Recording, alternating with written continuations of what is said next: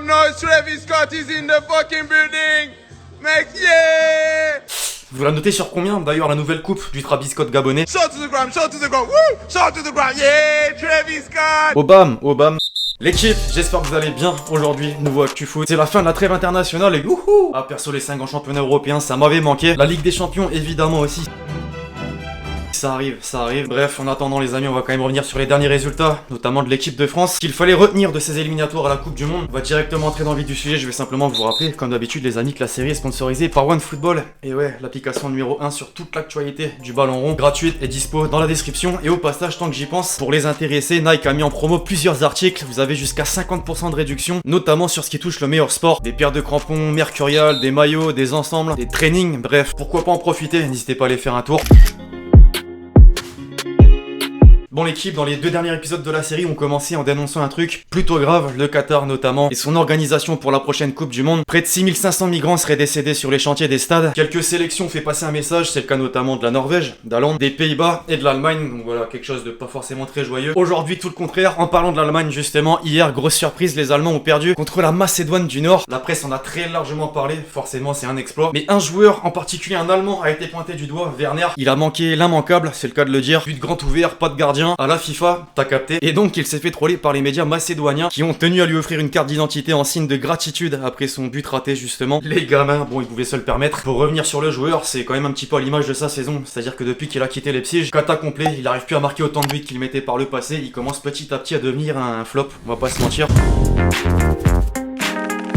Bon, on va quand même revenir sur ces derniers résultats des éliminatoires à la Coupe du Monde. La Mannschaft s'est donc fait surprendre par la Macédoine du Nord. Les journaux allemands n'ont forcément pas apprécié, on parle carrément de honte en première page de Bild. Werner, le buteur des Blues, très critiqué et commenté, tout comme le sélectionneur Joachim Löw qui quittera son poste, je le rappelle, après l'Euro. Ça tombe bien, son nom a été mentionné un peu partout cette semaine. Ce matin, par exemple en Turquie, le média Photomatch faisait part de cette information selon laquelle le Fenerbahçe le place comme favori pour devenir le prochain entraîneur. Mais c'est pas tout, en Espagne on parle de double plan B, au cas où Zidane quitterait le Real dans les prochains mois. Raoul est donc encore lui, Joachim Löw. Affaire à suivre. On en vient à l'équipe de France, une tête de leader, c'était le titre du journal de l'équipe après la victoire des Bleus face à la Bosnie hier. Grisi, seul et unique buteur de la rencontre, il a atteint d'ailleurs la barre des 35 buts. Il dépasse Trezeguet déjà et devient le 4e meilleur buteur en sélection. C'est limite que ça qu'on va retenir de la soirée. À l'image des 2 premiers matchs, on a un jeu ignoble, mais les points sont là. Une stat également intéressante, c'est la 8e victoire consécutive en déplacement, la meilleure série de son histoire. On pourra pas en dire autant en revanche d'Mbappé, tout simplement muet, 3 matchs, 0 but, 0 passe D. Après c'est un attaquant, il y a des périodes de creux, c'est limite normal, un petit peu comme Haaland, au passage j'y pense, on compare souvent ces dernières semaines. Pareil, totalement inefficace avec la sélection norvégienne, et pourtant, à part la Turquie, on peut pas dire qu'il ait joué de très grandes nations. L'équipe au passage, petit aparté, Mercato, Mino Raiola et le père d'Haaland étaient présents aujourd'hui à Barcelone. À en croire Sport, une réunion a eu lieu avec Laporta, le nouveau président. Le clan du joueur, lui, voulait en savoir un peu plus sur le projet du club. Ah, je sais pas où, ça sent un petit peu le transfert. Le Barça, bon, go s'endetter vers les 2 milliards. C'est vraiment ça, pour le coup. On revient sur nos éliminatoires à la Coupe du Monde, avec l'Italie très largement flattée par la presse. La Gazzetta dello Sport a même carrément affiché les chiffres plutôt impressionnants de la squadra Azzurra. 3 comme le nombre de victoires au cours de la trêve internationale, 6 comme le nombre de clean sheets de suite, et 25 comme le nombre de matchs consécutifs sans défaite, c'est fort. L'Espagne, de son côté, n'a pas fait un sans faute, mais a quand même terminé par une victoire. Les journaux sont pour autant partagés. As, par exemple, nous dit que son équipe a montré un meilleur visage. Marca, au contraire, lui dit qu'il reste 3 mois pour se réveiller. Message plutôt fort, info complémentaire sur la Roja et sur Sergio Ramos en particulier, il est blessé. Encore blessé, lésion musculaire, il est susceptible de rater le quart de finale aller-retour, et forcément le Classico. Clairement le pire timing. Dans le même temps, l'Angleterre ensuite s'est également imposée face à la Pologne. Maguire, le défenseur de Manchester United, a marqué. Les quotidiens anglais ont tenu à saluer le perfect finish. Comme l'Italie, c'est l'une des rares nations à avoir gagné ces 3 matchs. Voilà, on va s'arrêter là sur les résultats, quoique je vais quand même rappeler ces quelques gros scores qu'ont tapé le Japon. D'abord, qui a mis 14 buts à la Mongolie, les Pays-Bas qui en ont mis 7 à Gibraltar, et la Belgique, petit clin d'œil à tous mes Belges, 8 à la Biélorussie. On met les éliminatoires de la Coupe du Monde de côté. La CAN, quand même, c'est vrai que j'ai un petit peu zappé d'en parler au cours de ces derniers jours. On connaît 23 des 24 qualifiés pour la prochaine édition. Il y a vraiment de très belles équipes, la Tunisie, le Sénégal, le Maroc, le Gabon, l'Égypte, la Côte d'Ivoire, le Cameroun, l'Algérie. Bref, je vais pas toutes les citer, la trêve touche donc à sa fin. L'équipe, rendez-vous pour la prochaine. Ce sera pour l'Euro qui commence le 11 juin. Petit rappel du calendrier des Bleus qui a dans son groupe l'Allemagne, le Portugal et la Hongrie. D'entrée, faudra être bon. Pour ceux qui étaient là dans le dernier épisode de la série, je vous avais dit que cette semaine l'UEFA allait prendre une décision concernant la réforme, le futur format de la Ligue des Champions. Finalement, le verdict n'est pas tombé, faudra attendre le 19 avril. Les clubs ne sont visiblement pas tombés d'accord, notamment en ce qui concerne le partage des recettes des droits TV, l'argent encore une fois. En attendant, il y a une Ligue des Champions en cours, les quarts de finale, Bayern PSG approche à grands pas. Vous savez désormais que Lewandowski est blessé, qu'il va manquer le rendez-vous. Lui espère et va tout faire pour être leur retour, ça m'étonnerait. Le Bayern va donc devoir compter peut-être sur Choupo-Moting, si beaucoup l'ont moqué. En termes de stats, avec le peu d'apparitions, il a déjà su se montrer décisif. Pas exceptionnel c'est sûr, mais quand même attention. D'autant qu'il peut aussi y avoir des blessés de l'autre côté. Les joueurs sont mal en point, Florenzi et Verratti ont quitté la sélection italienne plus tôt que prévu. La raison justement, quelques pépins physiques. Cette saison c'est vraiment une cata. On change complètement de sujet avec France Football qui dévoilait cette semaine le top 30 des meilleurs présidents passés par le championnat de France, passés ou qui y sont encore, notamment Aulas, présent sur la première page, désigné numéro 1, Bernard Tapie 18ème, Martel 12ème et Nicolas 8ème, j'en ai cité que 3. Il y a quand même un problème, on va pas se mentir. Avant de basculer sur les déclats, vous êtes pas sans savoir que l'Inter, l'équipe a changé de logo. La forme est la même, le rond, le FC retiré et les couleurs différentes. Dites-moi un peu dans les commentaires comment vous l'avez trouvé, si vous devriez mettre une note, je sais pas, sur 10. Moi perso, je suis pas très fan, voilà, pas très fan.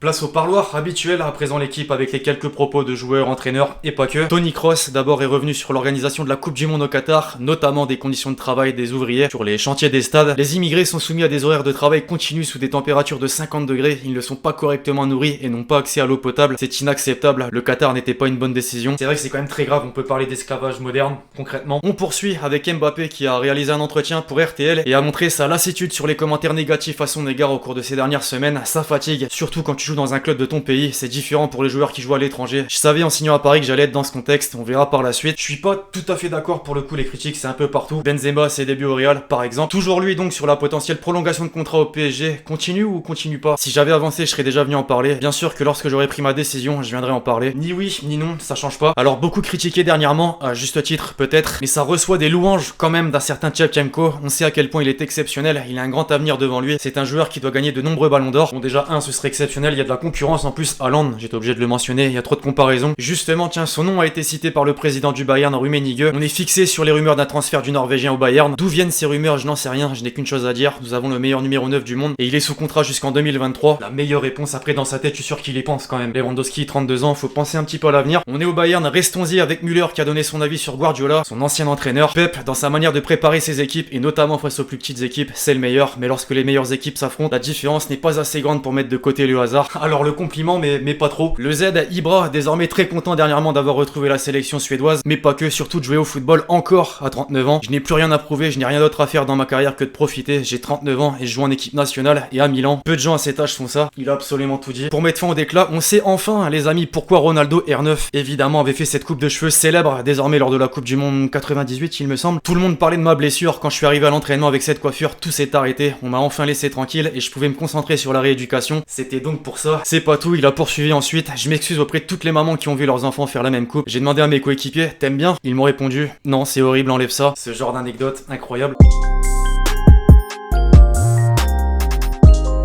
La question du jour que j'ai sélectionnée dans les commentaires du dernier épisode: qui va gagner le Ballon d'Or 2021 selon toi? Continue tes vidéos, elles sont trop bien, bah merci beaucoup. Impossible de répondre à ça, je pense, c'est encore trop tôt pour le dire. Vous savez, il y a la Ligue des Champions, l'Euro en juin, mais comme faut balancer un nom, je vais pas être original, je vais dire Lewandowski, surtout s'il pète un record de but exceptionnel en fin de saison et au début de la saison prochaine également. Second poteau, Pavard.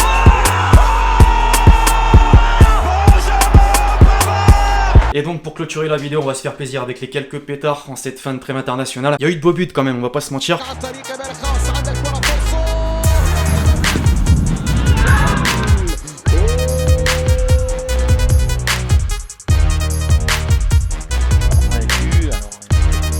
Attention! Oh là là là! Bref, voilà l'équipe, c'est tout pour l'actu foot du jour. J'espère que vous l'avez kiffé. Je compte sur vous, si c'est le cas, pour lâcher votre meilleur pouce bleu. Pensez à lâcher votre commentaire et votre question pour le prochain épisode. Puis d'ici là, on se retrouve très vite sur la chaîne pour de nouvelles vidéos. C'était Lexti. Ciao ciao.